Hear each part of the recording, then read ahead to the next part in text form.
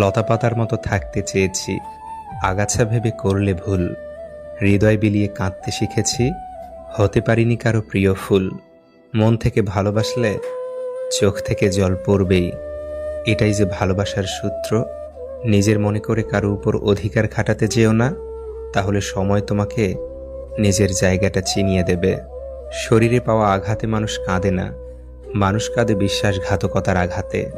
সফলতা পেলে মিষ্টিমুখ করতে চাওয়া মানুষগুলো সমস্যায় পড়লে নজরে পর্যন্ত আসে না।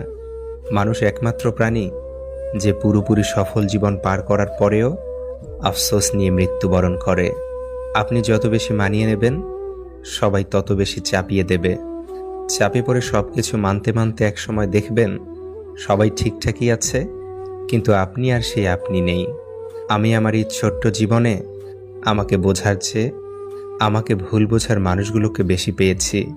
কাগজের নৌকা দিয়ে যেমন নদী পার হওয়া যায় না, ঠিক তেমনি পরিশ্রম ছাড়া সফলতা পাওয়া যায় না। রাত গভীর হতে থাকলে ছোট ছোট চিন্তাগুলো মাথা অনেক ভারী করে দেয়।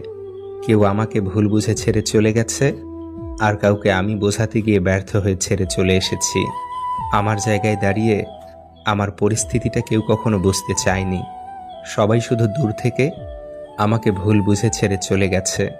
আমি যখন কারো সাথে রাগ করেছি, সে আমার রাগটাই দেখেছে, রাগের আড়ালে লুকিয়ে থাকা ভালোবাসাটা বুঝতে পারেনি। প্রচণ্ড কষ্ট নিয়ে আমি যখন হেসেছি, সবাই তখন আমার হাসিটাই দেখেছে, হাসির আড়ালে লুকিয়ে থাকা কষ্টগুলোকে কেউ কখনো বোঝেনি।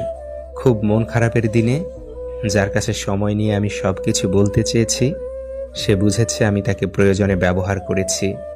ব্যাস, ব্যস্ততার অজুহাত দিয়ে সে তার মতো চলে গেছে। সবার দেওয়া আঘাত সইতে সইতে আমি যখন না পেরে অসহায়ের মতো নিভৃতে চোখের জল ফেলেছি, সেটা নিয়েও তার উপহাস করতে ছাড়েনি।